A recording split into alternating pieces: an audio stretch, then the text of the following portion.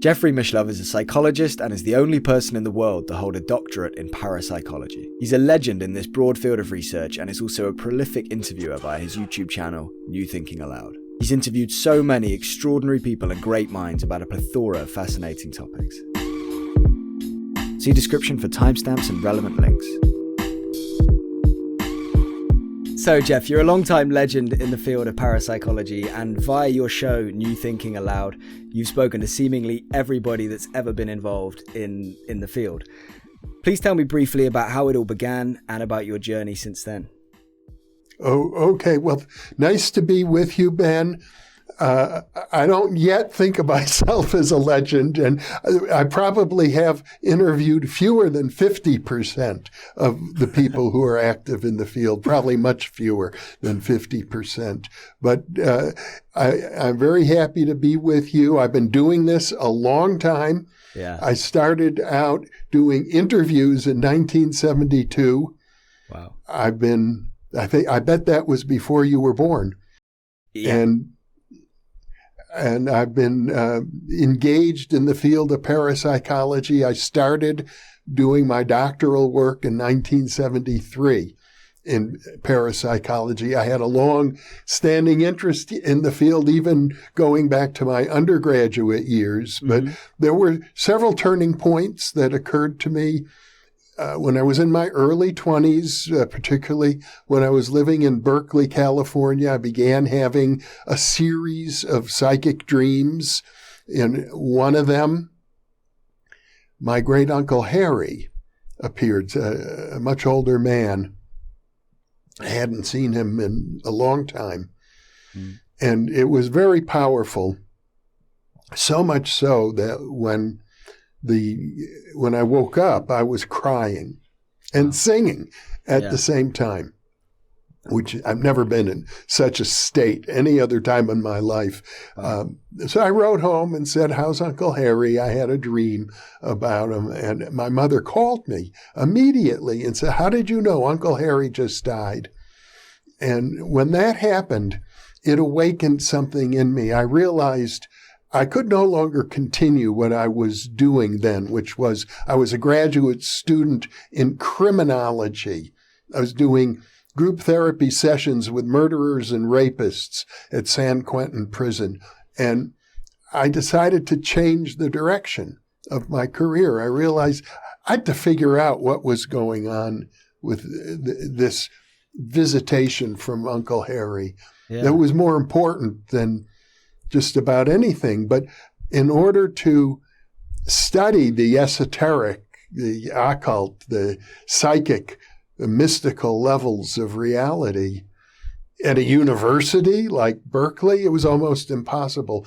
So I agonized over that for many months. And then one day, I just knew that I was going to have a dream that night, and the answer was going to come in my dream. And I dreamt that I was visiting some friends in Berkeley, knocked on their apartment. Nobody was there. And in the dream, I found a key. I let myself in. And there in the middle of the living room floor was a magazine. And in my dream, it was called EYE, which incidentally, parenthetically, happened to be a real magazine back in those days. And as I was paging through the magazine in my dream, I woke up with this feeling of exhilaration, like this is the answer. Of course, I had no idea what that meant, so I actually acted out the dream. Somehow I felt I had to go to that apartment.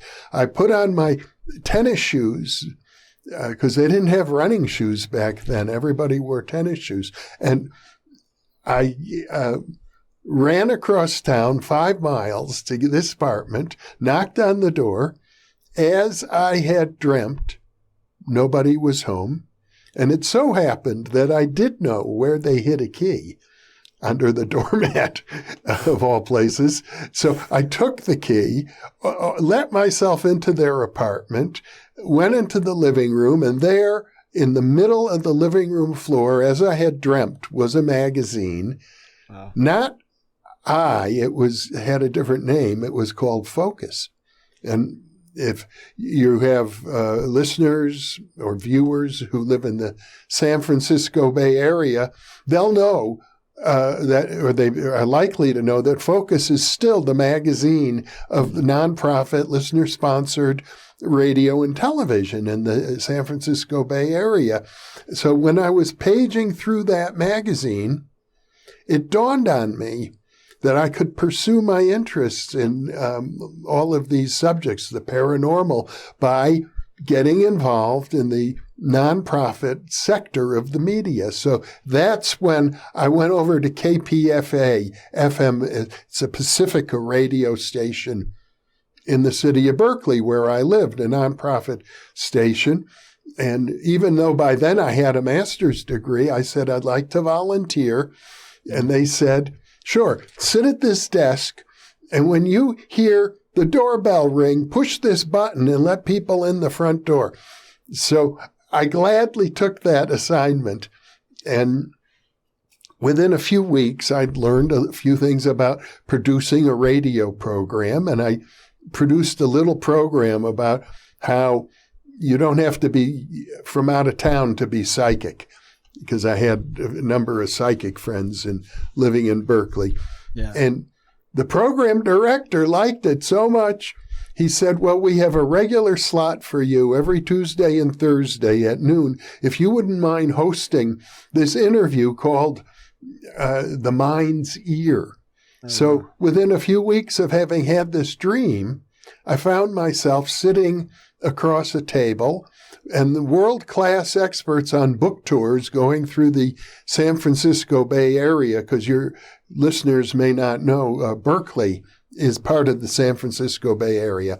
And so they'd come to KPFA, and I'd interview them with 10,000 people listening in. That gave me the confidence to then go back to the university, where I was still enrolled in criminology, and take advantage of a very obscure rule they had that if you were a graduate student in good standing and you wanted to do a dissertation on a topic that no department would sponsor, but you could find somewhere 3 faculty members from different departments who would all sponsor you, you could create your own unique doctoral degree program. And that's what I did in parapsychology at Berkeley. And the reason I felt I could do it is because I already had access to world-class experts on their book tours. Yeah. So that's how I did it. The faculty at Berkeley were very helpful, but being connected with all of the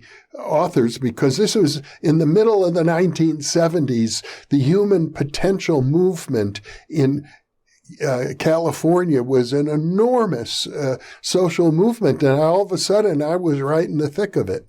Wow. That's amazing. It's incredible. And how long from there? So how long after you got your degree in parapsychology or your PhD, how long did it take you then to start New Thinking Aloud? How did that kind of come about? Was it kind of morphed from the radio show, or is there a bit more to it? Well, I had many ups and downs. And looking back, it all looks good. But the truth is, at the time, it took me 7 years studying to get the doctoral degree. But when that happened, there are organized groups of skeptics, and they were horrified to think that a major university just issued a doctoral diploma in parapsychology. So they put a lot of pressure on the university to revoke my degree. Oh my gosh. And there were people in the university, one dean in particular, a new dean decided that he would try to do that. And I had to use all of my connections in order to undo the efforts of these organized skeptics who were in effect libeling me is what they were doing. I ended up saving my degree, overcoming the efforts of the skeptics to get it revoked, and then I filed a libel lawsuit against, it was Psychology Today magazine that published a very insulting article about me after I had just spent 7 years trying to get a degree. Well, the lawsuit took another 6 years, and it's very interesting, Ben. I had a mentor in those days, a wonderful man named Arthur Young, who was an inventor. He invented the Bell helicopter, which is the first commercially licensed helicopter. You remember, they were sometimes called whirlybirds, the little glass bubble kind of helicopter. And he was a wonderful man. He became an astrologer as well after inventing the helicopter. And after I got my degree, I went to see him. I was so proud. My faculty members had just signed my dissertation. And he pulled out his astrology ephemeris and he said to me, "How long did it take you to get this degree?" And I said, as I recall, from the time I don't know, I guess from that date to when it started, I said 6 years. And he looked at his ephemeris and he says, "Well, it's going to take you another 6 years to undo all the damage that the university has done to you." Wow. Which turned out to be true. As I say, it took 6 years more to fight the libel suit. Yeah. And it was after finishing up that libel suit that and then discovering with a degree in parapsychology, and also because not only did I do this doctoral degree in parapsychology, I was also doing UFO research at the time, which it's hard to imagine, but there was a certain amount of friction in those days between UFO researchers and parapsychologists. They're both, you could say, fringe sciences, but neither group looked very kindly on the other for the most part. Neither one wants to be lumped in with the others, right? You find that amongst all kinds of ghetto sciences. And so I was unemployable. After having spent, all this time, 6 years fighting a libel suit, 7 years getting a degree in the field, that's when I decided to create the original Thinking Aloud television series. And we started out on local public access cable in Marin County, California. We did that for, I think 12 weeks. That was their limit. Any community group could come in to their studio and create 12 programs. And so that we took those over to one of the local public television stations, and they liked it. They said, "Well, keep doing them. We'll give you an evening slot and prime time." So we were on prime time in KCSM in San Mateo, California, part of the San Francisco Bay Area.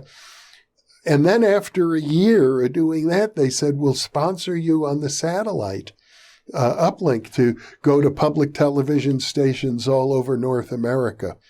And so that happened. And we did that from 1988, I guess must have been when we started, up until the 2002. And we managed to create a company, get investors, and get donations. And so and we still have a business that sells the videos from those original programs. But the present YouTube channel didn't get started until 2015, after a hiatus of some 13 years in which I was largely involved in the world of business. I started the YouTube channel. So, wow, that's my journey. I'm focusing mostly on the media portion of it, not really on the parapsychology. Yeah, which obviously I'm fascinated to hear about as well, but we're gonna get there. In fact, I'm gonna ask you a question about it now in just a minute. But first of all, the dream with your Uncle Harry, which obviously is just an unbelievable experience, probably a spiritually transformative one as well. Before you had that experience, what were your thoughts on all of this kind of phenomena? Like, did you have any idea of psi or any concept of potential survival of consciousness? Were you even thinking about these things? Just put me in your mindset. Well, you have to picture yourself 1972 in Berkeley, California. It's an environment in which college students like myself were taking LSD. LSD is psychedelic means mind manifesting. In other words, really, you have a mystical experience. Yeah. And I'd been doing that since I was an undergraduate.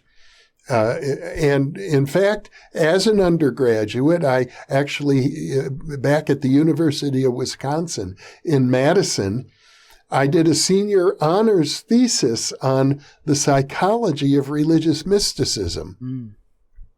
I went into it as a skeptic.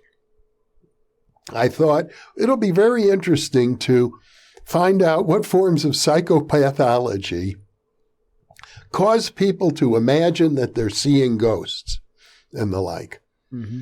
And as I studied the literature carefully, which I did, I began reading everything I could about mysticism. I realized that it was just the opposite. That, for example, in the writings of Abraham Maslow, a very prominent psychologist, he found that the most successful people that he interviewed, the Einsteins and Eleanor Roosevelts of the world, all had mystical experiences, and that those experiences were central to who they were, the kind of people they became in the world. Yeah. And so my worldview about mysticism shifted. I realized it's not a question of as Freud might have said, regression to an infantile state. It's more a question of getting in touch with superconsciousness. Mm. And so that was my mindset. But there I was as a graduate student in criminology. I had never thought I would try to build a profession around it. That's a much more difficult thing to do. Yeah, and end up as potentially the only person so far to have a PhD, a doctorate in parapsychology. Who'd have thought? Amazing. Now, to be clear about that, I am the only person, as far as I know, in the world who can hold up a piece of parchment that says parapsychology, PhD, on it. However, there are hundreds of people. Excuse me a moment. Hundreds of people who do doctoral research. In parapsychology. They just don't have diplomas that say parapsychology. They typically say psychology. Yeah. I'm sure you'll agree with me on that. Hopefully you won't be the only one for long. Hopefully it's going to, some major universities will start offering courses specialized in it. That would be... Well, there are specialties, but they're still typically within psychology programs. Mm-hmm. I think maybe at the University of Edinburgh in England, you can get a degree that might say psychology and parapsychology. But to be fair, they're approaching it from the standpoint of experimental psychology. That's a valid approach, but it's certainly not the only one. And the way I fashioned my degree was to consider parapsychology as part of a history that goes back to ancient times, to the beginnings of yoga and shamanism. And very few parapsychologists today think in those terms. No, you're right, and I agree with you about that. So talking a little bit more about the parapsychology side and the science side, tell me about, and I know there's going to be loads that probably jump into your head when I ask this question, but just kind of select a couple, and we can maybe tell me in brief some of the most fascinating studies and specific parts of research that you've been involved with in your career. Just kind of one or two that maybe stand out to you as like, wow, that at the time that blew my mind, or looking back, this was one of the best we did. Well, probably the major research I did is with a man named Ted Owens, who fashioned himself as the PK man. I met him in London. I have a few questions about Ted Owens. 1976. Yeah. Ted Owens did things that were so remarkable, things of such high strangeness that in his lifetime he was ignored. And when I wrote a book about him and did studies about him, I was ignored. People are not prepared to face this level of material. It's either too unbelievable or too frightening to people. So there are very few people who want to face the facts. And now the situation presently has gotten even more complex because although he died in 1987, it appears that Ted Owens is still alive on the other side and is willing to continue engaging in experiments. I'm running a pilot study with him right now as we speak, and the results already have been dramatic. He was known for what he called the Owens effect, large-scale psychokinetic demonstrations affecting the weather. And it was only 6 weeks ago or 7 weeks ago, December 12th, I received an email from one of our New Thinking Aloud viewers living in Germany who said he's a meditator. He was in a deep meditative trance and he sensed a presence. And it seemed like a hostile presence at first, but he waited. He's in deep meditation and eventually it seemed human and it seemed approachable. And then he got the image of a face. And because he's a viewer of New Thinking Aloud, my YouTube channel, he recognized the face as Ted Owens. And then Ted Owens spoke to him and said, "Tell Jeffrey Mishlove, I know he has questions for me. And if he would like to reach out to me in meditation, I'll be waiting." And I got that message and I thought, I wonder what this is about. And so I am also a meditator. I thought, I'll see if I can reach out to him in meditation. It took a couple of weeks, but on the 28th of December, I felt I did have a conversation with him in a meditative state. But you felt like the responses and stuff as well. It wasn't just you feeling the present. Wow. Yes, it was a detailed conversation in which I asked him to produce another demonstration for me of the kind he did when he was alive, which usually turned out to be very dramatic. Very dramatic. Hopefully you'll share some examples in a minute after you finish this story. I'm going to share an example with you right now. I asked him in meditation on December 28th, because I'm very concerned about the war in Ukraine, that the world is inching toward the potential of a nuclear holocaust. And on the one hand, you have a sovereign nation which is being invaded. And on the other hand, you've got this Russian invader destroying the infrastructure so that the people there will freeze in the winter. He's trying to force the civilian population to capitulate that way, which is a war crime. But so I was concerned. I said, and he has a reputation when he was alive for large-scale weather systems. And so I said, Ted, let's have a warm winter, a heat wave in the winter in Ukraine so that those people won't suffer so much. And he said he'd agree to that. That was December 28th. Yeah. On January 1st, 4 days later, there was an extraordinary, unprecedented heat wave covering all of Europe. Really? I imagine you experienced it in France, where you are. Thousands of temperature records were broken on that day, and the meteorologists said this is unprecedented. There has never been such an extreme weather event, a climate event in Europe ever. Nothing has even come close to this. 1,000 temperature records broken in one day all across Europe. It led to the European nations resisting the pressure from Russia because they were dependent upon Russian natural gas and Russian oil. I think Putin expected that he could pressure those European NATO countries, such as where you are, to go wobbly on him. As Margaret Thatcher used that phrase once, and weaken their support for Ukraine.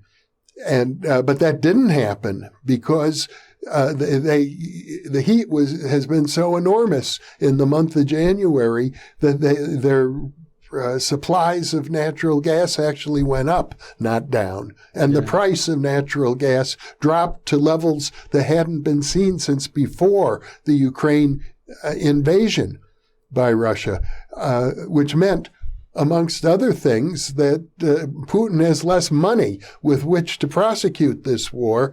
Oilprice.com, one of the websites that specializes in looking at the price of oil, said that this heat wave is likely to result in the war ending sooner. So I call it a pilot study with Ted Owens. The results have been already spectacular so far, but we're still monitoring the situation throughout the rest of the winter. Yeah, wow, that's amazing. I mean, that's truly macro level stuff. That is, isn't it? That's big time. It is, and that's what's going on at this very moment. Now, I have to tell you, most people are not going to be able to digest this. I'd be very surprised. 2 or 3 years ago, I would never have been able to digest it. I would have thought it was absolute, madness. I would have, because there's so many different elements, aren't there, that you have to understand to even be able to take this. It was seriously. Mad enough when Ted Owens was a living person, but now we're talking about a deceased individual who claims that he has this psychokinetic power. And to make matters even more bizarre, he claims that the way he does this is that he communicates telepathically using a very elaborate symbolic system that he learned because these aliens have been working with him his whole life since he was a child to make sure that he held many different jobs and had a flexible mind that could manipulate symbols and interact with them at their level. And he telepaths to these giant mantid-like creatures who exist in an invisible UFO hovering over the earth, and that they're the ones who actually do all this. Yeah, I mean, again, when you say that, like you said, it just becomes even more off the wall, hard to digest, and like you don't know how to take it. And I suppose you've had a lot of, skepticism about maybe some of the aspects of this and whether that's like, whether what is literally, going on, or whether that's a kind of interpretation or his interpretation or what something maybe he's made up to give a story. I have no direct evidence, but he was also very good at producing UFO sightings. Yeah, which I've heard you mention. Yes, yeah. He called me up one day. We set up this test. I saw in the files that amongst many other things that he did was produce UFOs. So I said, let's do that. Let's try that experiment. Yeah. He said, I'll make 3. UFO sightings within 100 miles of San Francisco within 90 days. And we got one. It was a very good sighting, reported in the newspapers, and seemed quite authentic. It was actually more than a sighting. It was one of these abductions in the middle of the night in downtown Concord, California. Then he called me up in December. He says, I feel it coming. He says, this is going to be a big sighting. It'll be seen by hundreds of people. It'll be photographed. And one of your local newspapers will publish that photograph on the front page, which happened 3 days later. Wow. Yeah. So it does seem that he has some sort of a connection with UFOs. I can't discount it.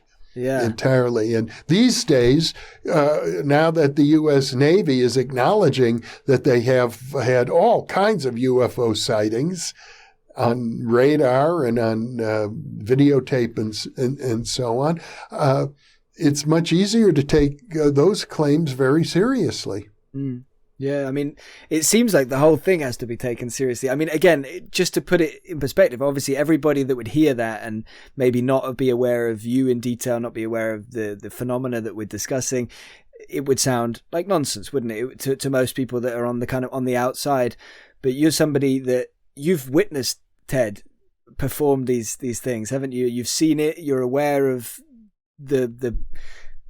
you're aware of the background, the backstory, and everything like that. It's just unbelievable. So let's rewind a little bit and maybe tell me kind of how did you first hear about Ted Owens and what was your relationship with him? Let's start with that, just because I'm totally fascinated by this guy and yeah.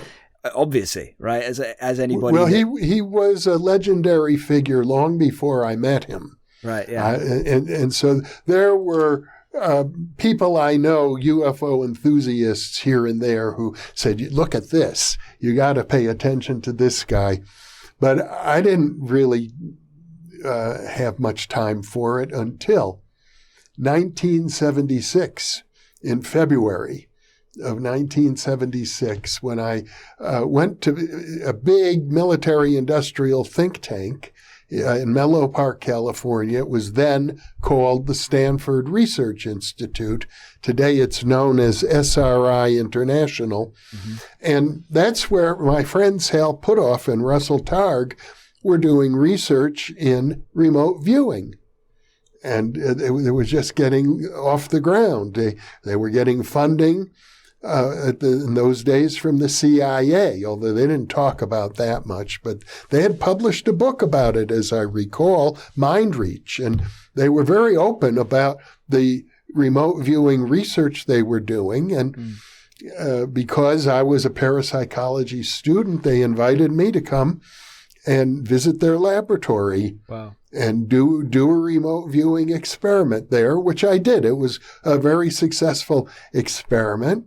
They convinced me that it was real, but they were all abuzz about this Ted Owens fellow who had been contacting them. And in those days, they had also achieved some notoriety for doing research with Uri Geller, the Israeli psychic. And Ted Owens was writing to them to the effect that, "Why are you wasting your time with Uri Geller? I'm the world's greatest psychic. You should be researching me." And they ignored him. And he wrote back and he said, "Well, I'm going to prove to you I'm the world's greatest psychic." He said, there was a drought going on in California at the time, a very serious drought. And he said, "I'm going to end that drought.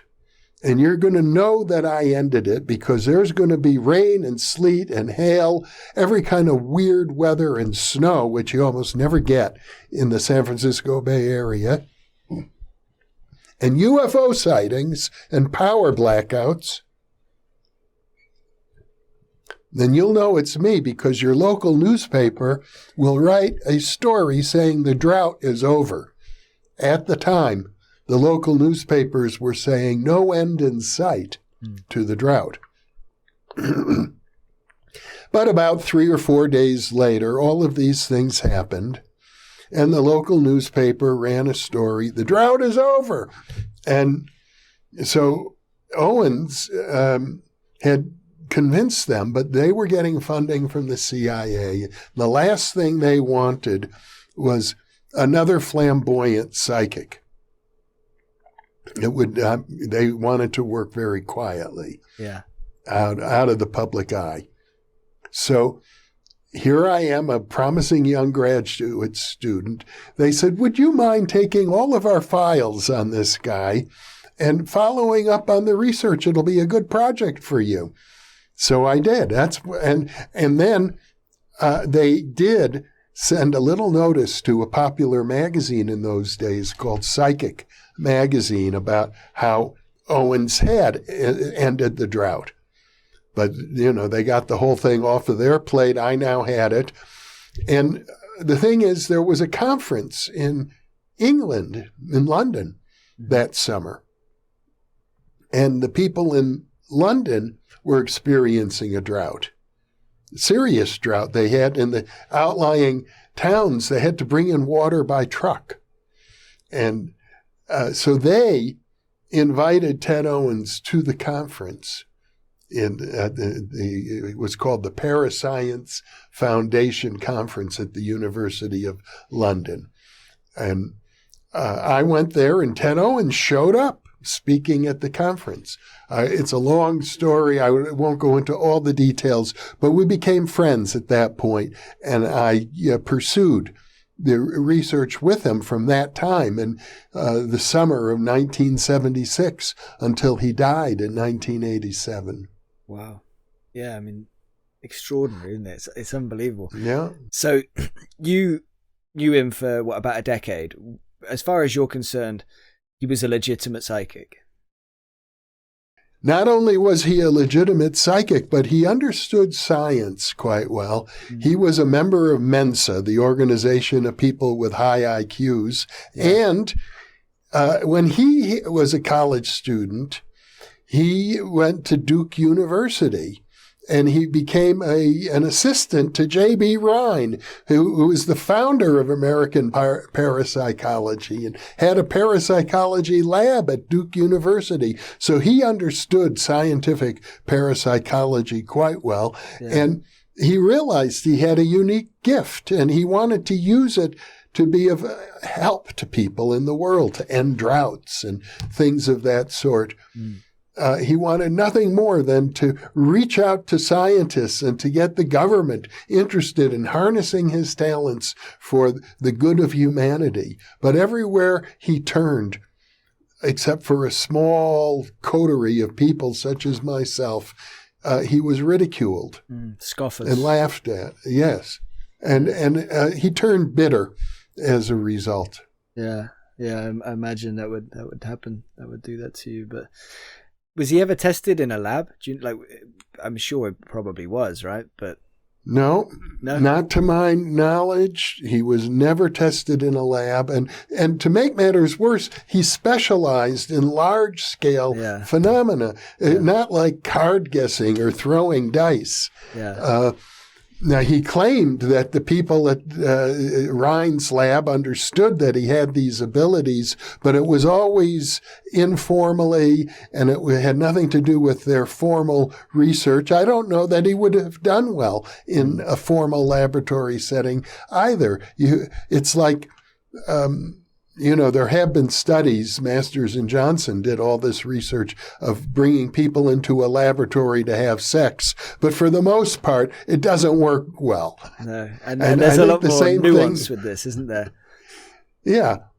So when, you have a lot of people with natural psychic talent, it operates spontaneously in real life, but it doesn't necessarily operate in a laboratory. No, although there has been, Of course, there have been hundreds of laboratory experiments with statistically significant results, and I'm sure eventually that will be recognized by the mainstream. In fact, the American Psychological Association, in their flagship journal, the American Psychologist, published an article in August of 2018, summarizing all of this evidence. It was very powerful article and very positive.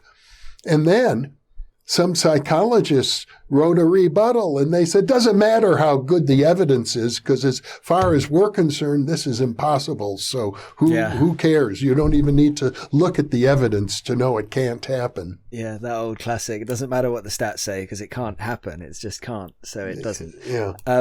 Back to Ted for a minute. Back to Ted Owens. So tell me about a few of the other things that you witnessed him do. Everything from kind of small scale to the macro scale, which obviously you say is more common that he was doing these big things.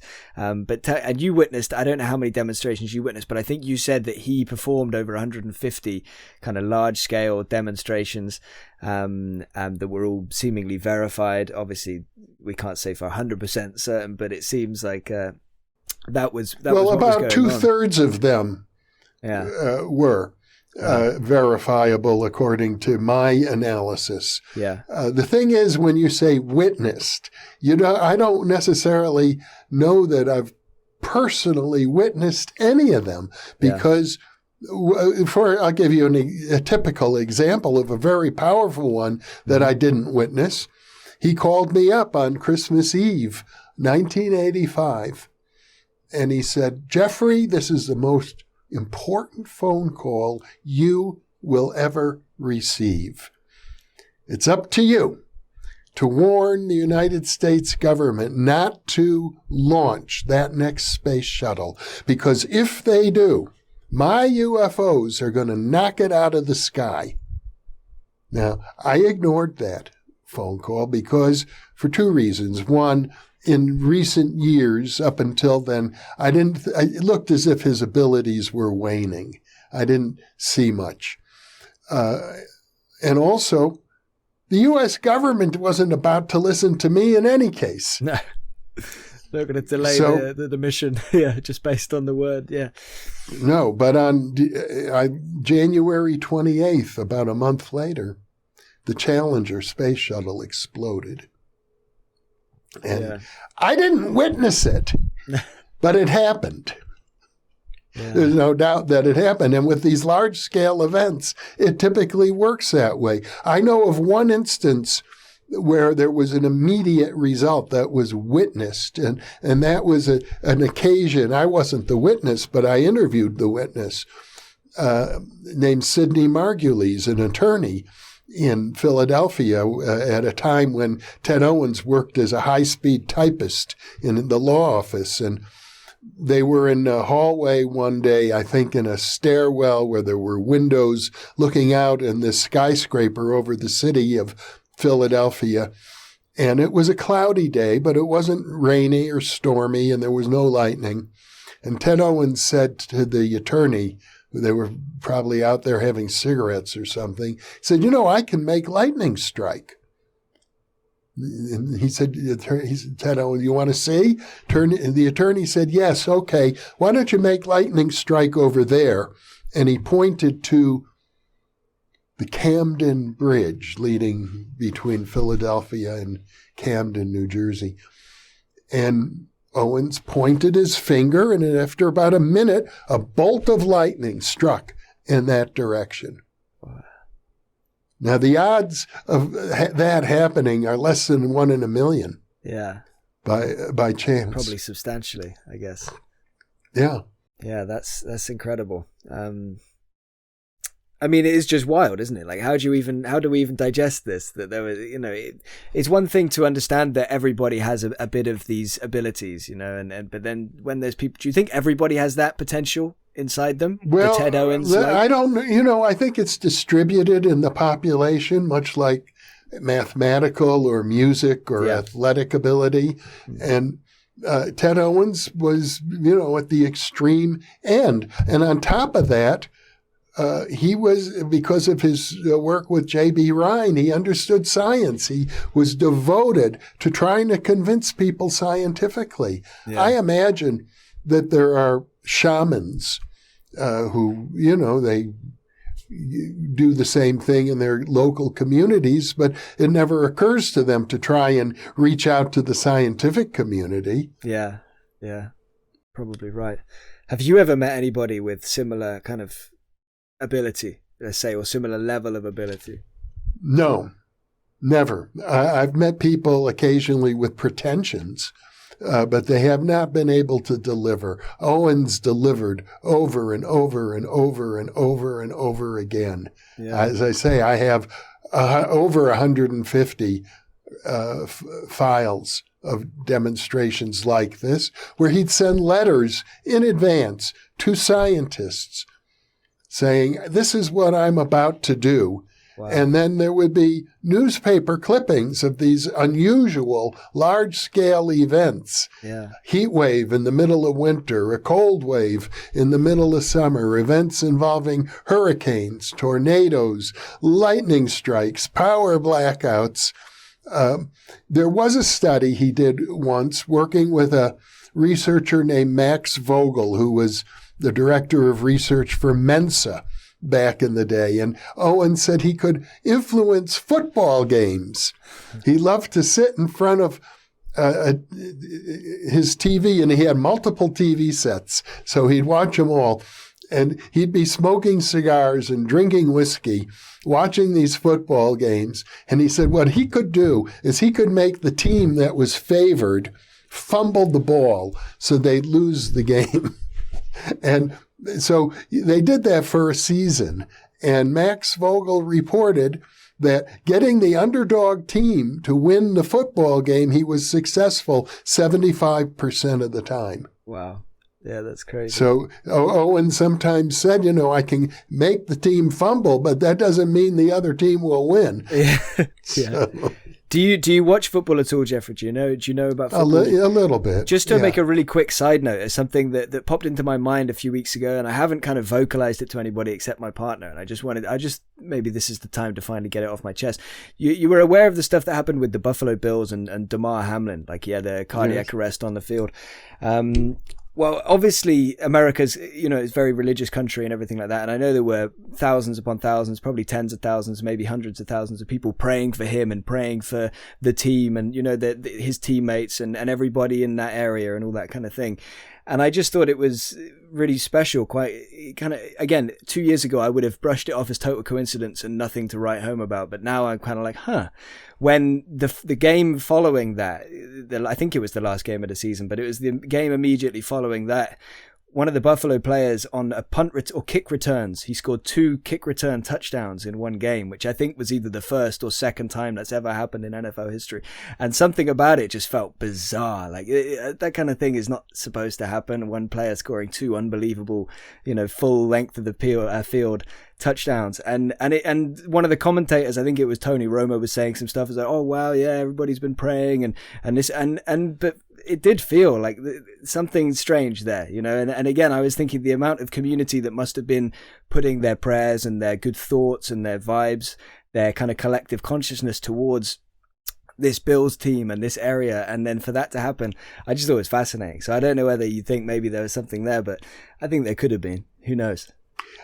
Sure, there could have been. It's, when events occur like that spontaneously, and we can look at it after the fact. And in science, that would be called a post hoc analysis. And what you would want to do then is see if you can design an experiment to confirm the hypothesis that people's intentions and their positive thoughts make a difference. Yeah. And there are many such experiments that have been done, and they do make a difference. Yeah. Which I think is fascinating. But whether this example, we'll never know. Right, you can't know in real life. No, but if it was a coincidence, it was certainly a bizarre one. We'll say that. Mm-hmm. As well, another thing on Ted Owens before we move on, because I know we can't talk about Ted all day as much as we could in another way. We could probably speak for hours and hours about this man and the stuff he's done. But I think you said somewhere, I can't remember where it was, I saw this, maybe it was on your YouTube channel on one of the videos about Ted Owens, but you mentioned that his feats, his demonstrations were often accompanied by random appearances of UFOs, appearances of creatures, bizarre creatures, sometimes random lightning strikes and power blackouts and things like that. And I guess I just wanted to ask you what you make of that, and if you had any more information on like the creatures, like what were these creatures? Well, you see them sometimes in folklore, poltergeist cases. They turn up, and there's a recent book called Skinwalkers at the Pentagon by Colm Kelleher and I think James Latotsky. And George Knapp. And George Knapp, that's right. They report creatures appearing in this Skinwalker Ranch area. Mm-hmm. There seem to be certain geographical locations. Owens reported that he was haunted by these creatures much of his life. And so there's a connection. We know so little about it. I tend to think you've got to look in terms of hyperspace, the idea that there are other parallel dimensions that might be intersecting ours, where these events can kind of come and go. But we don't know. No. All I can say is that it deserves much more study, and that, of course, in many of the advanced theories of physics today, membrane theory, string theory, the idea of hyperspace dimensions is very real. It's mathematicians have understood it for a long time. Mm.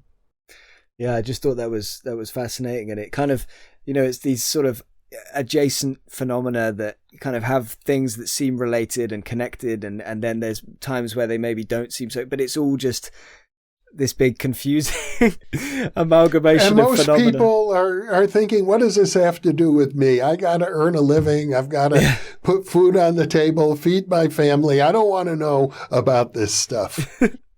Yeah, it's probably most people. You're right. Last thing on Ted then would just be, is there anything else that we haven't maybe mentioned that you think should be said about him or about the stuff you witnessed, or is there any conclusions or anything else you wanted to say about him before we move on?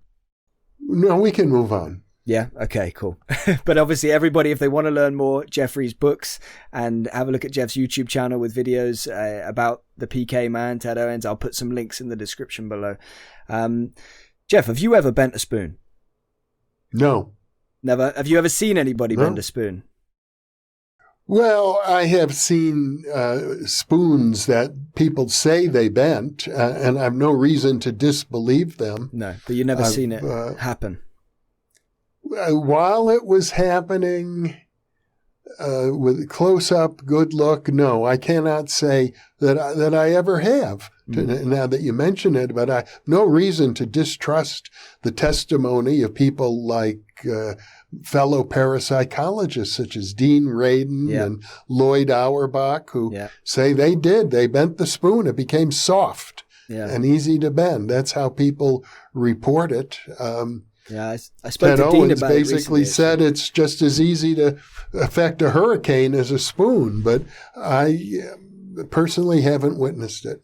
Yeah. No. I just wondering whether you'd been, because I've spoken to a few people, probably the people you just mentioned actually, like Dean and Lloyd, who have been kind of who have done this, and they're incredibly credible people. And as you said, I have no reason not to take them at their word. Ed Kelly's another person who mentioned to me, I don't think Ed succeeded in it, but I think he was like one of the only people at this party that didn't, or lots of people around him did. And again, he told me he has every reason to think that these people are telling the truth. I just wanted to find out, because that's something that's really interesting me at the moment. What about other forms of psi? Have you ever, you mentioned you did a remote viewing experiment. Did you engage in any yourself? I've done remote viewing. It's been very successful from time to time.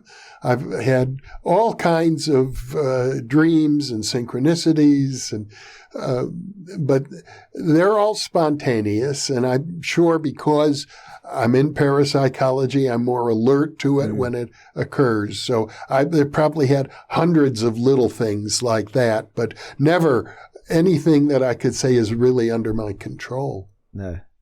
And what about like kind of precognitions and things like that? Have you ever had any like really obvious things that jumped out at you, like, wow, I had this dream, and it said, obviously other than the things you already mentioned to me, which kind of count, or one of them counts the magazine? Yeah, that was the big one. And I think sometimes you only need one or two of those in your lifetime if you're able to take advantage of it. Yeah. I want to ask you your thoughts on, again, something that a few months ago, or six months ago, a year ago, I probably would have been more on the side of dismissing, or very, not a scoffer, not a Stanley Krippner scoffer, but somebody that I would have been very skeptical about, or more skeptical than I am now, let's say. That's probably a better way to put it because of the research that I've been doing. But you interviewed somebody, Bill Bengston, that I'm going to be talking to soon on my show. And just wanted to gauge your thoughts on, I don't think he calls it energy healing, but this kind of psychic healing that he does, and just psychic healing in general.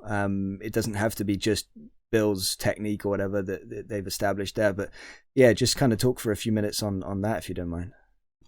There's a lot of research on psychic healing. I imagine by now hundreds of experiments. It goes back to 1964 to Bernard Grad, who was a professor at McGill University in Montreal, and in biology. He did the first studies. They were very well constructed, working with healers. And then books came out. I did some experiments myself, having healers work on plants. You can set up anybody can do this study. Take some grass seeds and put them in identical pots and have somebody channel healing thoughts. Now, you got to be careful because not everybody is a healer.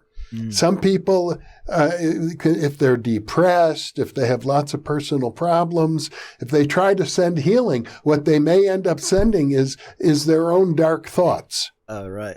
Yeah. And it's sometimes called the brown thumb effect.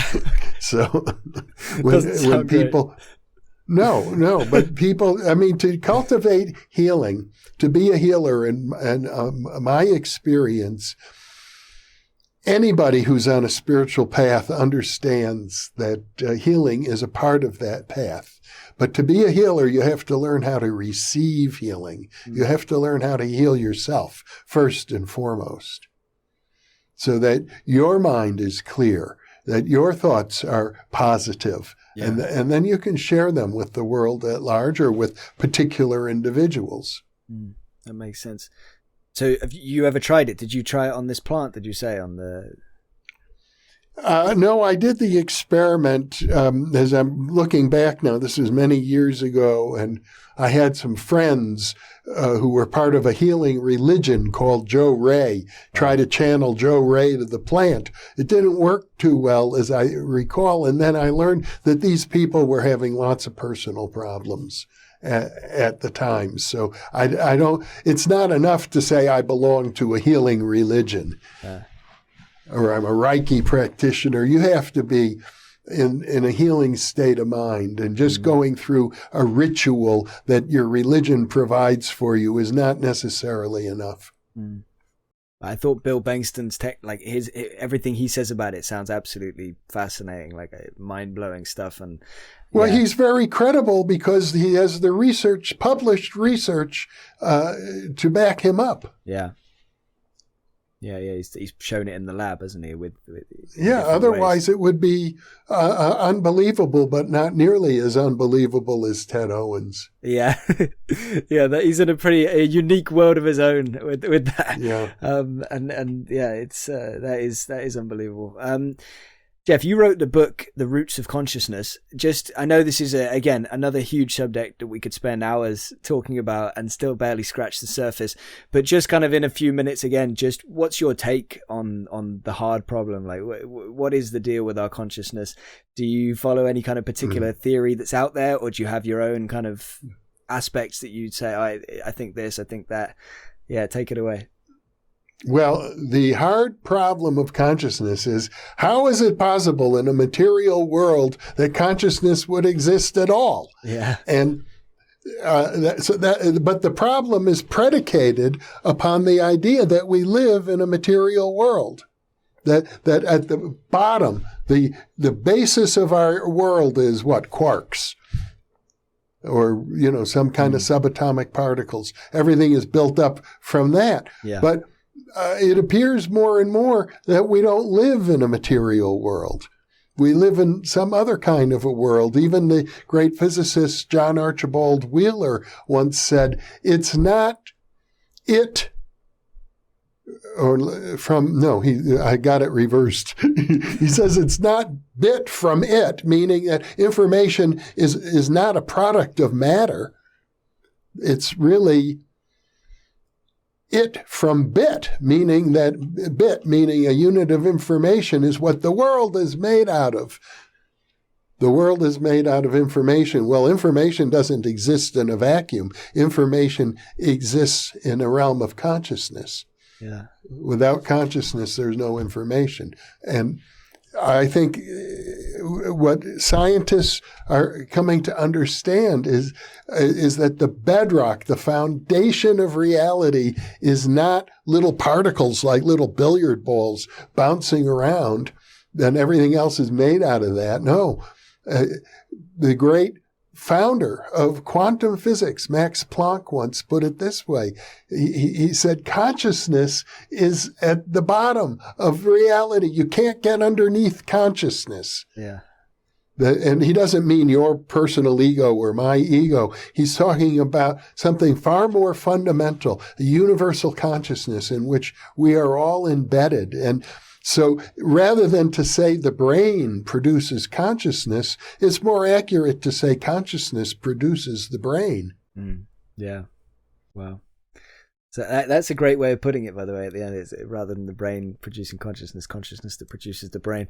Yeah, that's brilliant. So you think it is fundamental, as with most of the people I keep speaking to on this show, that's a very recurring theme, you'll be unsurprised to know, and non-local and everything like that. Obviously, it has to be in a way to facilitate the kind of things that we see in psi phenomena. Thank you for sharing that. And again, I'll put the link to that book, The Roots of Consciousness, in the description. So anybody that's interested, scroll down and get it there. We both, me and you have both interviewed the great physical medium, Stuart Alexander, and an all-round good guy as well. Stuart Alexander, really nice guy. You wrote a few words on the back of his book. And I just want to read a couple of the words that you wrote there. So, I have been fortunate to have personally witnessed many examples of both macro psychokinesis and spiritualistic manifestations. So we've spoken about the macro psychokinesis. So I would love it if you could share some of your experiences of the spiritualistic manifestations. Well, we're talking about the primary one in my life was that dream. The dream of Uncle Harry. Yeah, changed my life. I'm no longer. If it hadn't been for that dream, I'd probably be a retired criminologist at this point. Everything would be different. Yeah. Have you ever sat with a physical medium? Have you ever sat with Stuart? Never sat with Stuart. However, I interviewed Leslie Kane, who has, and who still does. And there have been other people who have sat with him who have reported on it in the Journal of the Society for Psychical Research. Yeah. So that's a professional publication, but there are also people who have sat with Stuart who have published their own books and also audio tapes about it. So there's a pretty substantial literature there. Yeah, I definitely agree. Again, Stuart, I've said this a few times since I've been talking to you, but I didn't believe in that, a year ago, 2 years ago. This was obviously in that bucket, like physical mediumship. I would have totally dismissed out of hand prior to reading Leslie's book, Surviving Death, which then led me on to Stuart and obviously opened all these doors and pathways, which has changed my life, changed my worldview. Have you ever sat with a different physical medium, or have you never been in a kind of a seance, as they call it?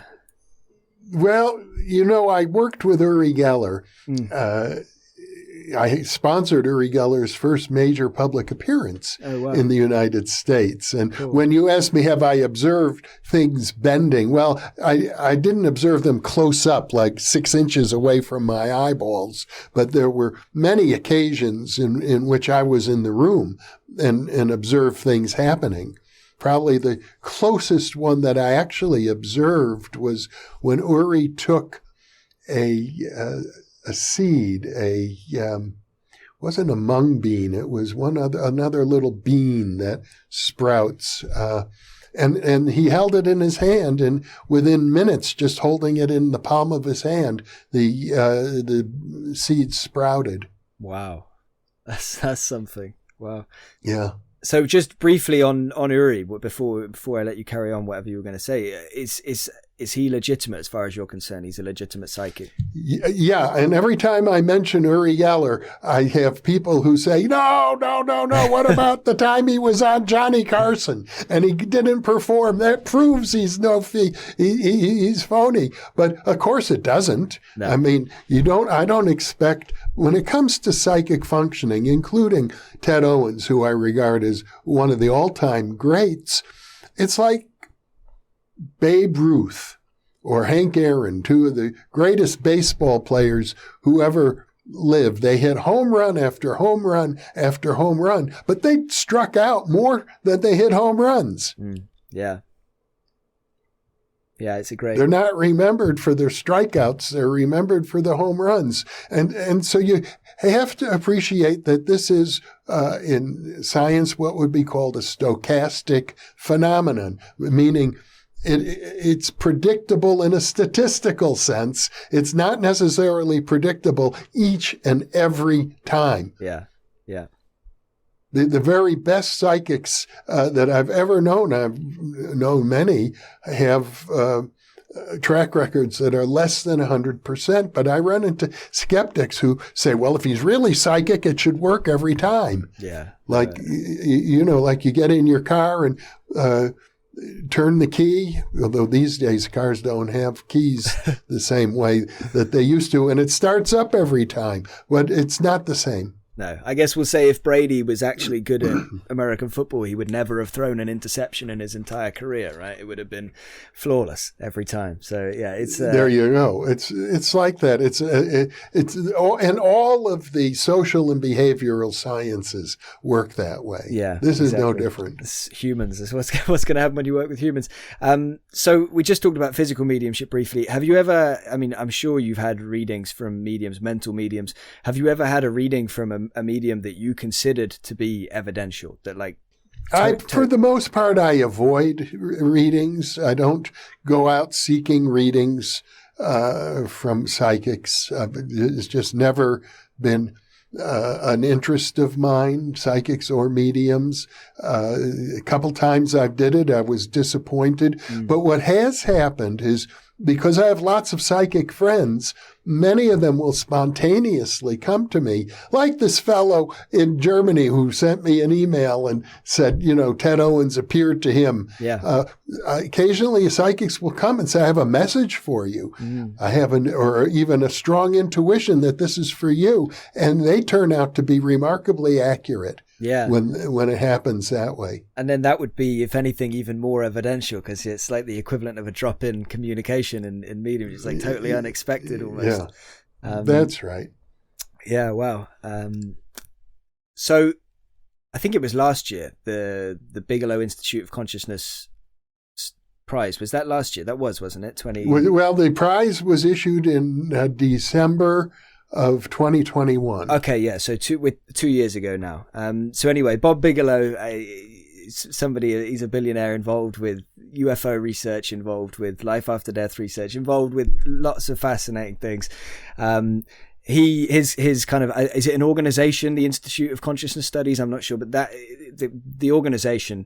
The Bigelow Institute of Consciousness An institute, Studies, that's yes. probably the word then to use, isn't it? Yeah. The institute sponsored this essay writing contest asking what is the best available evidence for survival of consciousness after permanent bodily death, and your essay, titled Beyond the Brain, won first prize, which is obviously incredibly impressive, and congratulations. I think I've said that to you in the first email when I reached out, but in person, congratulations. There were so many incredible people that entered essays into that as well that I'm aware of, like, doctors and researchers and fascinating people. But yeah, so based on that essay that you won this prize with, how would you begin to answer the age-old question, the massive question of what happens after we die? Well, I've been exploring it further since then, as a matter of fact, because I think if you look at it historically, Ben, you'll see that we have maps of the afterlife. Going back, the ancient Egyptians had the Egyptian Book of the Dead. Yeah. The Tibetans had the Tibetan Book of the Dead. Emanuel Swedenborg, an 18th century mystic, wrote volumes about heaven and hell and his visionary experiences. Yeah. Dante wrote the Divine Comedy about his journeys through heaven and hell and purgatory. We have the writings of, more recently, we have Frederick Myers, who wrote the book Human Personality and Its Survival of Bodily Death. The book was published posthumously. As I recall, he died in 1902. The book was published, I think, in 1903. After his death, he began communicating through different mediums on different continents. And he'd send messages that came through that they only made sense when you took the message from 3 different mediums and put them together, like a sort of like a jigsaw puzzle or something. The pieces fit together and you can begin to see the picture. It was called the cross correspondences. That research went on for 30 years. And towards the end, he dictated a lengthy book, in fact, 2 books through an automatic writer named Geraldine Cummins. This is in the 1930s. The first one was called The Road to Immortality, and the second one was called Beyond Personality. And it's his description of what happens in the afterlife.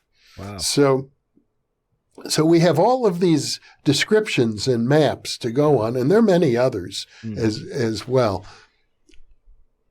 My thinking is that we're at a point now where we could create a better map than the ones that exist.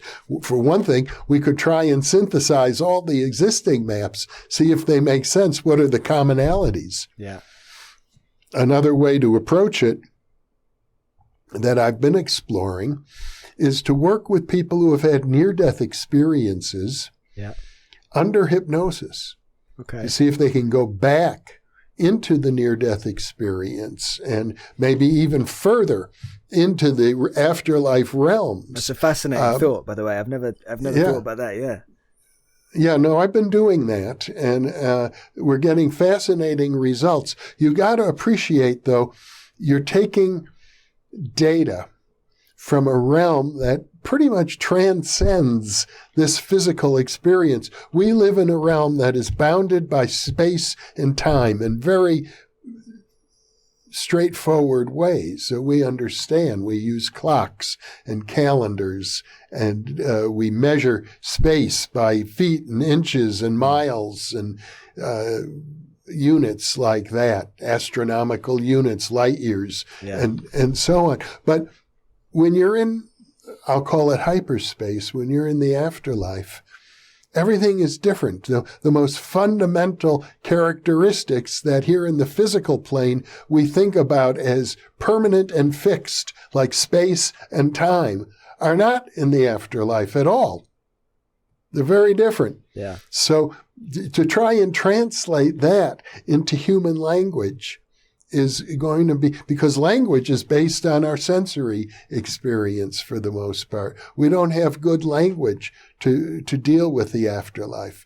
But there do seem to be all kinds of regularities, actually, that come through both in my hypnotic work and in the research. One of them is that you have options in the afterlife, that you can, just as in the physical plane, you might say we're here, and I would say this, why are we born into the physical world at all? Well, it's to learn and to grow and to love. And those are the reasons we're here, and to learn about things like love and compassion. That doesn't change on the other side. It's just that here in the physical realm, sometimes the opportunities are greater because this physical realm is, you could say metaphorically speaking, it's where the rubber meets the road. Everything seems so real. The front line. But it doesn't necessarily change in the afterlife. There are still many lessons to be learned, and it does seem as if people in the afterlife have certain choices they make. For example, you can evolve into higher realms within the afterlife, higher afterlife realms, depending on your state of consciousness, or you can choose to come back to this earth realm because this is a good place for learning certain lessons. And so people get reborn. But it's not as if you have to be reborn. It's not as if everybody automatically gets reborn. Yeah. So some people will be reborn more quickly. Other people may linger in the afterlife and not get reborn. And the conditions of rebirth depend a great deal on, Ted Owens used to use this term, your karmic piggy bank. Right. so to speak. You know, the conditions of life in a new birth will depend on the karma, that good karma that you've accumulated while you were in the physical plane or even in any other plane. So there's a lot to be said for studying the literature like this wonderful book dictated through automatic writing in 1932, The Road to Immortality, or even going back to the most ancient records. There's a lot we can glean from the Egyptian and the Tibetan books of the dead. Yeah. Wow. There's so much fascinating stuff there that we could talk about that forever. One of the things you said just then about the choices and things like that, and about the judgment, that's really the karma you said. Sorry. So from that research that you've been doing, you think that it does seem that there is some form of karmic retribution or karma or judgment. Because that's something obviously. I didn't say that. No, I'm posing it as a question. Sorry, I'm like asking you as a question. You mentioned our conventional notions of judgment and karma are not borne out in the research literature at all. Right. Okay. The idea that if you're a bad person in one life, you're going to be punished in your next life. No. Okay. What does seem to be the case, if you study, there are now some 2,500 cases, actually I think 2,700 cases in the University of Virginia database of reincarnation cases that have been researched. About, I think 1,700 of them have been solved, meaning they were able to identify the previous person. So we have a lot of good evidence as to how that process works.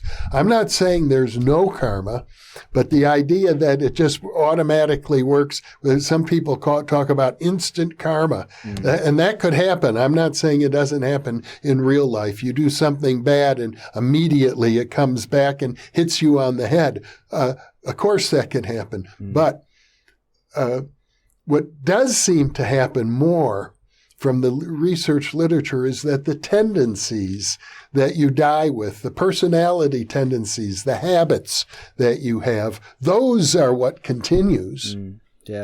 So chances are if you're in the habit of doing bad things, that habit's going to continue. You don't automatically change right away, not without some restructuring that could take place on an afterlife plane. But chances are, you're going to have to work through the tendencies and the habits that you develop before they change. Speculate with me a minute here. So let's say we've got somebody on Earth that's like a terrible person, bad, maybe not the worst ever. I don't know how bad we're going to go, but let's just bad person. Okay. Bad person. Unequivocally, everybody can agree they're a bad person. And so you have found, and I would agree that from my very limited compared to your own research, but it seems like heaven and hell and that kind of grand karmic thing, like you've been good, you go to this place, you've been bad, that maybe not so much a thing, not so prevalent. So do you have any speculation on what would happen to, say like a bad person, somebody that is rotten to the core, if you believe such a thing exists, if you believe that that's not just humanity taking over this person's consciousness? Do they go somewhere bad? Do they wander around the afterlife in like an apparition form? Because I wonder about all these things, and that's something that if there is no karma, if there is no good place and bad place, then where do the bad people go again? Or are there no bad people? I don't know. I'm just thinking out loud now, but what are your thoughts? Well, in the near-death literature, you have something that's called the past life review. About, 20% of near-death experiencers report this. And the way it's experienced, it can take place in the afterlife plane. It might only take a matter of seconds or minutes from Earth time. But they claim that they review their entire life, moment by moment, second by second, instant by instant, but not only from their own perspective, but from the perspective of every other person that they've affected. Yeah. And now, the first clue you get there is that time is very different on the other side. It may take an instant for us, but for them, they lived weeks or months or lifetimes. Now, so let's take Hitler as an example. Imagine Hitler is now in the afterlife.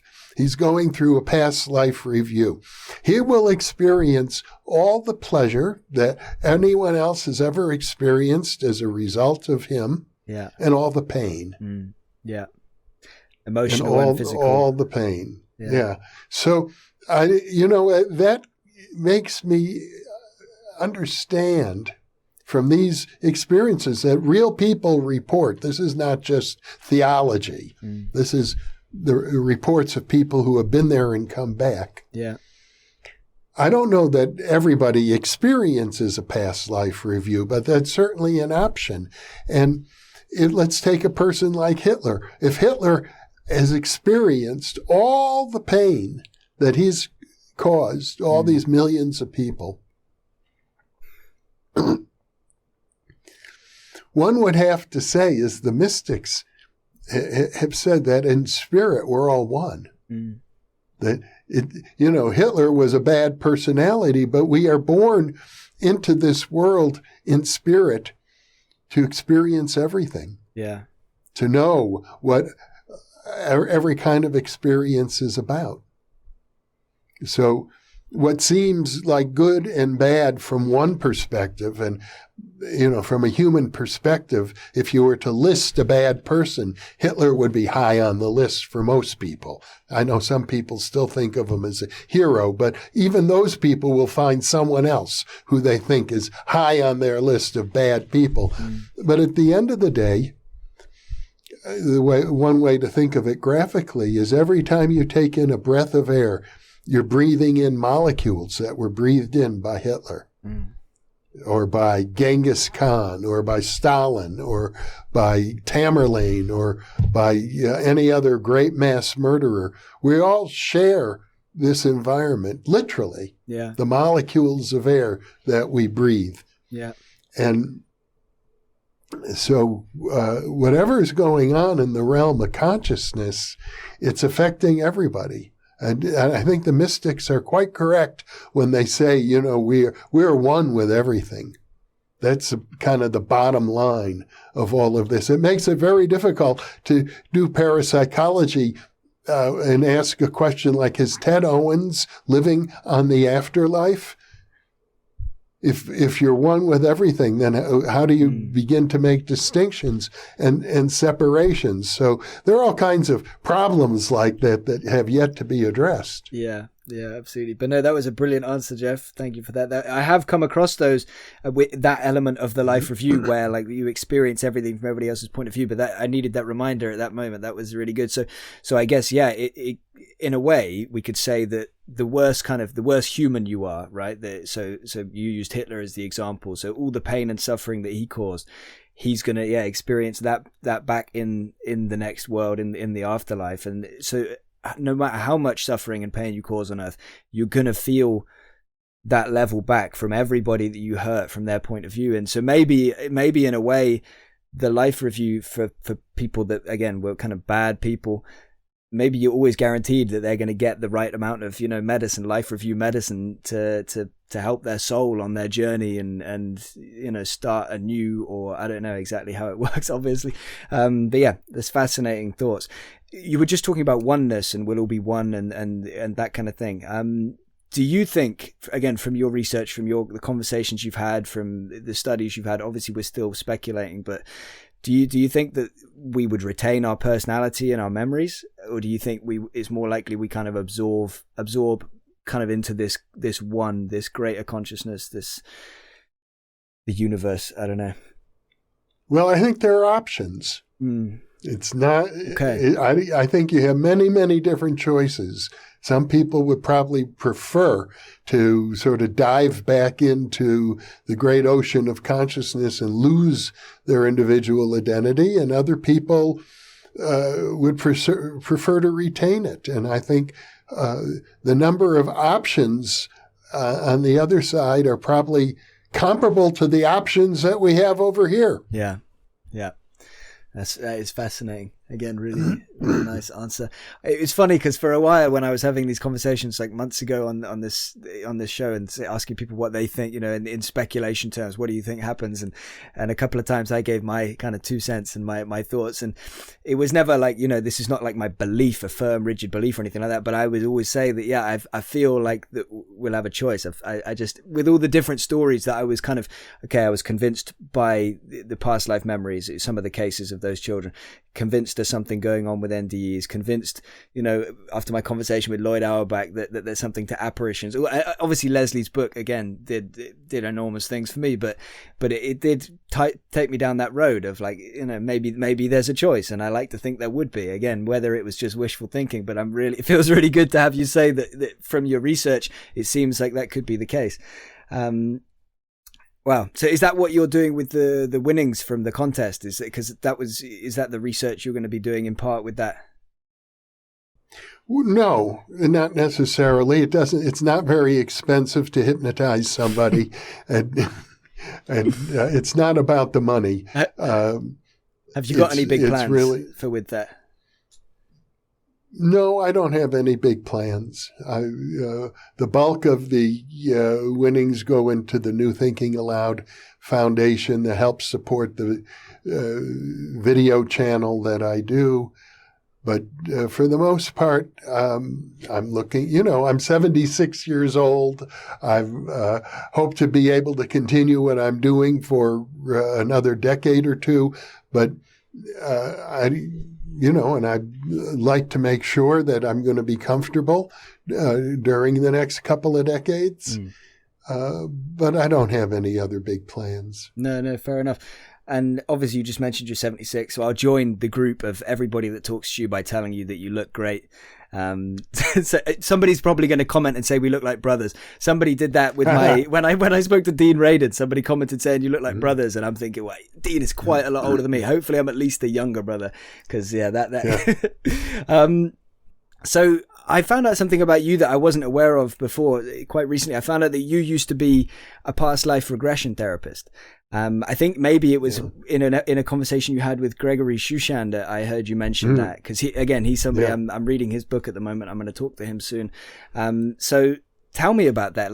Tell me about that part of your life in brief, and how exactly does it work, and do you believe it to be reliable at least some of the time? Just kind of take that away if you don't mind. Well, yes, I practiced past life therapy for a few years. In those days, I was licensed in California. I moved away from California in 2001. I lived in Nevada. I now live in New Mexico. So when I moved to Nevada, you had to start over and get a new license. They didn't transfer the psychology licenses, and I chose not to do it. And I will say this, past life regression therapy is a very effective form of therapy. On occasion, it can be useful from a research point of view, but past life researchers, for the most part, avoid it.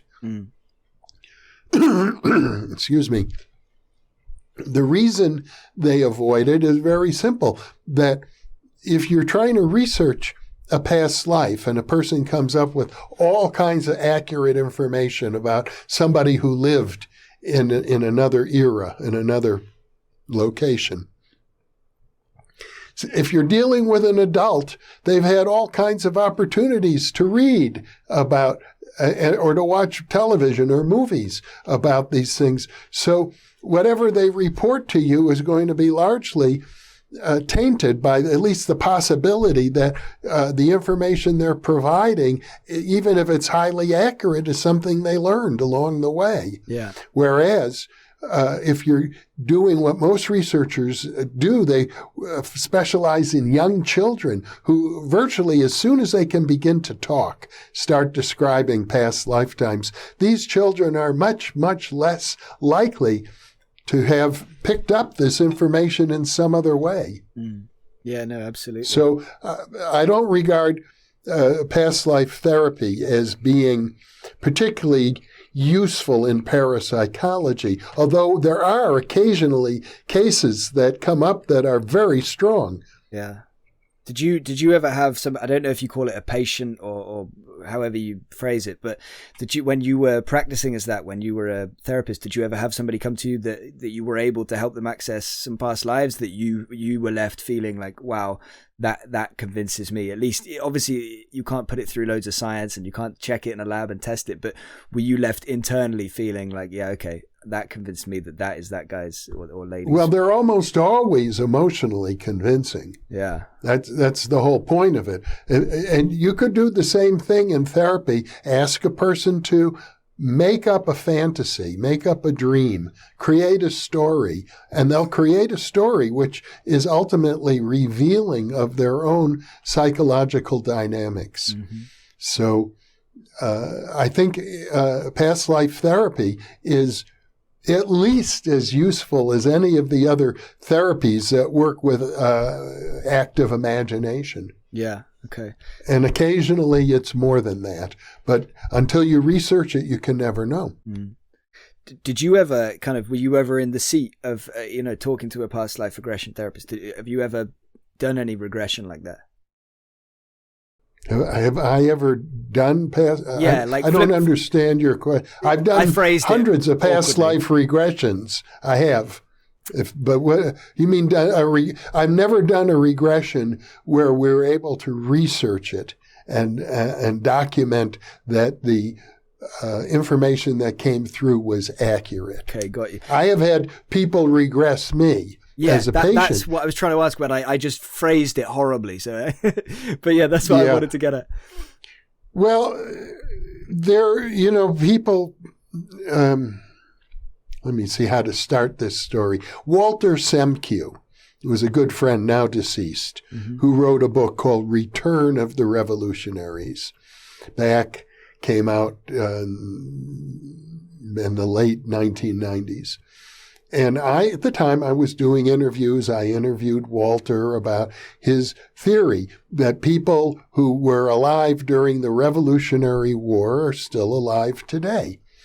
And he said to me at the time, he said he noticed that I owned a website called WilliamJames.com, and that I considered William James a kind of heroic figure in my life, very important person. He said, I wonder if you could have been William James. I said, of course not.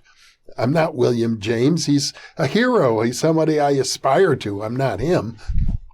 And he said, well, why don't you check and see, look at who are some of the most important people in your life, and see if they happen to match up in temperament and intellectual interests and the like with people who were important in William James' life. And it was a little intellectual exercise, and I did that, and I found a list of maybe 10 people who were close to me that I could match up with people who William James is a very well-known person. So there's a lot of information about his friends and his family members, and so I matched it up. And then Walter Semke said, well, he would go to his source. He did a lot of his work with a psychic, a good friend of mine, Kevin Ryerson, a trance channel. And he went and he asked Kevin, and Kevin said, oh, yes, Jeffrey was William James in a past life.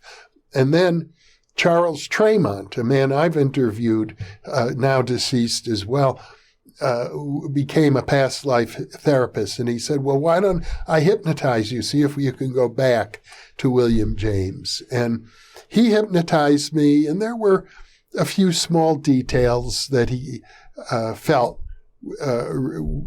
actually they were very trivial, but he published some of that in a book he wrote. And Walter Semke published some of that in a book he wrote. I said, yes, you're free to publish this, but I want you to say that I don't believe it.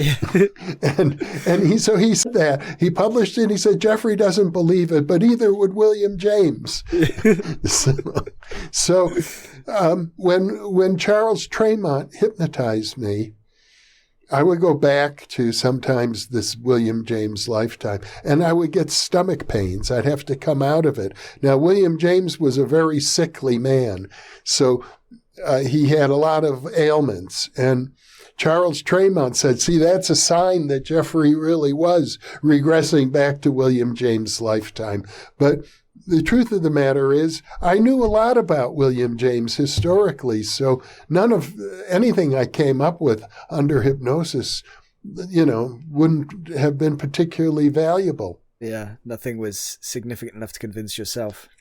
No, nothing has convinced me that I was William James or any of the other people that psychics have said I was in a past life. Do you leave the door open on it, like a tiny bit, to say, like, well, you never know, Yeah. You never, of course. There's always room, and it's intriguing to think it might be true. Yeah. But as a result of this, I developed a theory called archetypal synchronistic resonance, because I think you can resonate with a person, a historical figure, and that resonance can create all kinds of synchronicities, which did happen not only with William James, the fact that I have the WilliamJames.com website, but also with an ancient Roman philosopher, playwright, and politician named Seneca.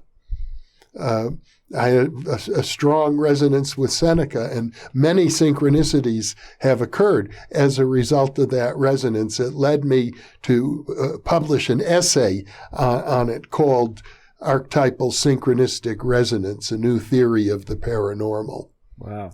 As a way of explaining some of these things. Yeah. So I think a lot of people may have a feeling for an important historical person, and it's in our culture, it may be for some people convenient to think of it as a past life, but there may be a different explanation. Yeah, of course. Well, I'm definitely going to have to title this video now, A Historic Interview with William James, the Father of American Psychology. Okay, so what do you think the nature of consciousness and psi and the survival of consciousness that we've just been discussing, what do you think all of this tells us about the nature of reality? Again, summarize a 10-hour answer into a few minutes if you can.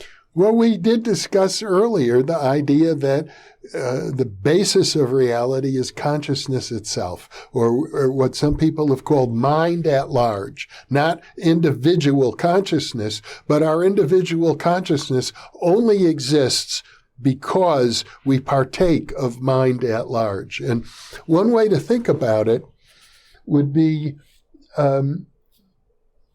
to consider this question: if we're all part of this one mind at large, how is it possible that we have an individual ego to begin with? Why does it seem like I exist in this body, you exist in that body, and that we're completely separate? I think the philosopher Bernardo Kastrup points out that how it happens is not so different than a person who has multiple personality disorder. People who have that disorder have many different personalities all in one body, and sometimes they don't even know about each other. So what's required is some form of a membrane has to separate. In order to have any kind of an organism, a distinct organism, has to have an inside and an outside. That requires a membrane. That's how life began. The first single-celled organisms had to form a membrane. So they had an inside and an outside. And that could occur in hyperspace as well. It doesn't have to be just your skin. And, of course, membranes are porous as well. All kinds of energy, chemicals, light passes back and forth between the membrane. We don't even know the far reaches of the electromagnetic field that each human has. But even at a spiritual level, in order to, if you are deceased and you are there in the great ocean of consciousness, but you want to retain your identity, you're going to need some kind of a membrane around you. You could call it a hyperspace membrane or a membrane based in thought itself. Otherwise, you lose your identity completely, or you may get swallowed up by some other entity that has a larger identity. Yeah, which people do. So that's one of the real paradoxes is, given that all is one, why do we seem like separate individuals to begin with? And why is it, how do we relate to this oneness? Yeah, it's fascinating. Go on, sorry. I had a mentor, I think I mentioned him earlier, Arthur Young, the inventor of the helicopter, who wrote about astrology and was an astrologer. And he would often pose the question to us. He said, how do you as an individual relate to the oneness of which we all partake? Mm-hmm. He said, it's through the realm of mythos, through the realm of archetypes. Your mythological connection with could be astrology, it could be whatever religious myths that biblical perhaps, or having to do if you follow yoga with the myths around that culture. But there are all these cultural myths that in their own way connect us to the great oneness that we all share. Fascinating thoughts. Fascinating. Wow. Let's change it up a little bit before I I'll gradually let you go soon. Let's just talk a few questions about UFOs, and then maybe we can, if we have time, we can run through a kind of quick fire session with just very, very brief answers, just kind of just swift. But first of all, so what are your thoughts? I know just a broad question so that you can go where you want with it. What are your thoughts on the UFO phenomenon? They're real. They may well be hyperdimensional. They seem to be at times very, very physical. I recently did an interview with a researcher who studies UFO photos and says that you can see various physical structures. They leave artifacts that people have collected. There's no doubt that they have physical properties, but they may be much more than physical. It could very well be what I would imagine is this, and we haven't gotten into this topic at all yet, but imagine for a moment a very advanced culture from another planet, let's say in a distant star system. Maybe they have a civilization that is, let's say, 1 million years old. Our civilization is pretty young. You can trace it back to the most early remnants of civilization, maybe 30, 40,000 years. So a civilization that's been around for 1 million years would be much more advanced. They'd know things that were still mysterious to us, such as life after death, such as hyperspace. And you do find in all of the literature concerning the afterlife that aliens appear. In the afterlife? Oh, yes. There's all sorts of, and you also find in the UFO literature, particularly the abduction literature, where dead people appear. Mm-hmm. So there's an enormous interpenetration between the alien world and the afterlife.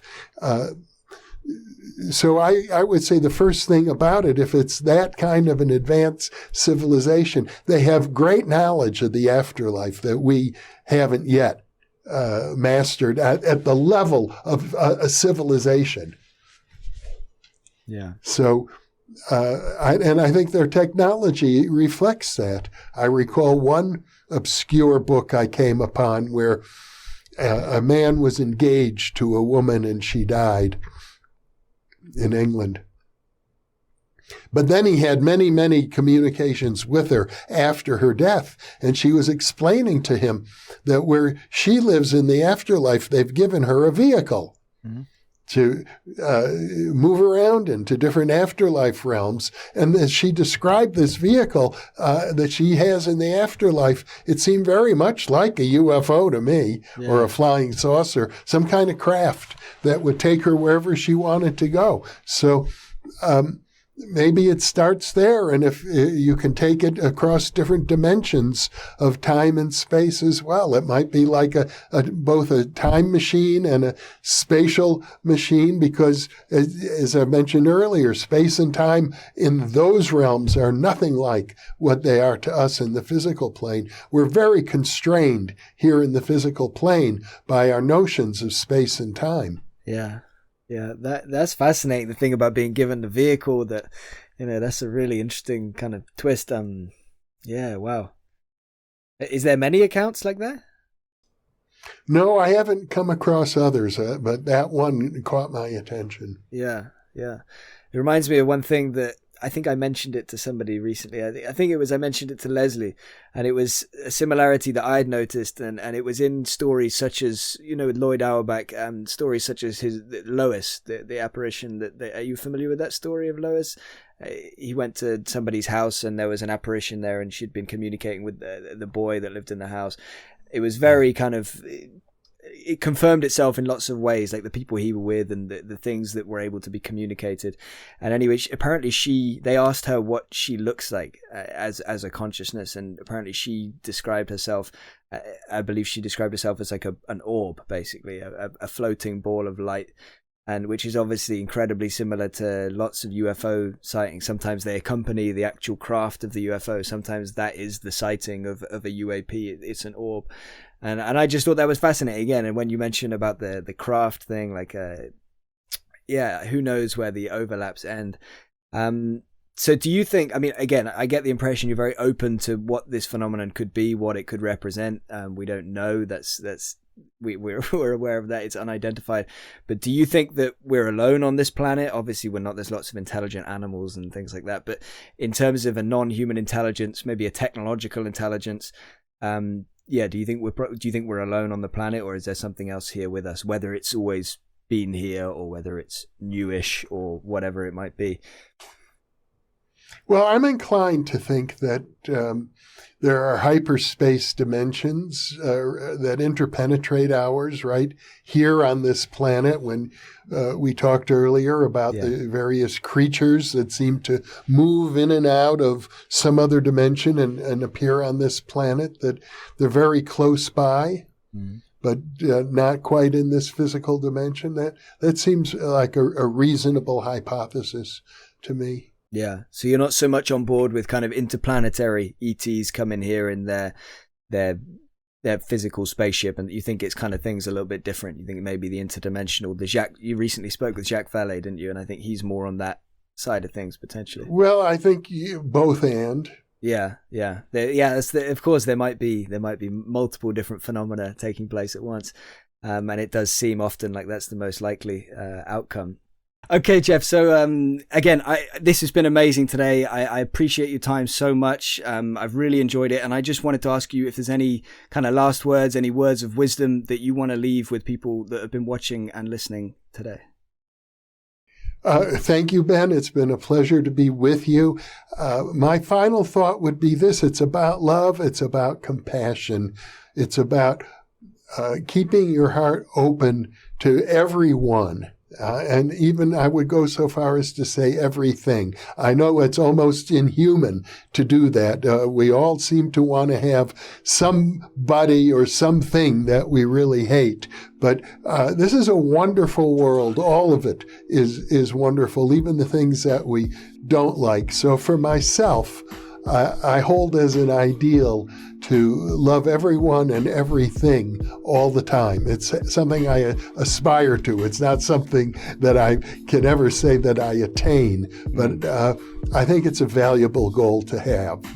Yeah, I agree 100%. As you said, it's definitely not as easy as it sounds, but I agree, it's something we should all strive towards, and those are wise words from a wise man. Thank you again, Jeff. I'll put all the links to follow you, to keep up to date with you, to find your channel and everything in the description. I really appreciate it. I wish you all my best. Thank you, Ben. It's been a pleasure. Thank you to Jeffrey Mishlove for talking to me, and thank you for listening to our conversation. I hope you enjoyed it and hopefully learned some new things along the way. Please go and check out Jeffrey's YouTube channel, New Thinking Aloud, via the links in the description, where you'll also find plenty of other useful links such as a reading list and a link to our Patreon in case you wanted to be super generous and support us. Please subscribe if you want to continue unraveling the universe with us. Thank you.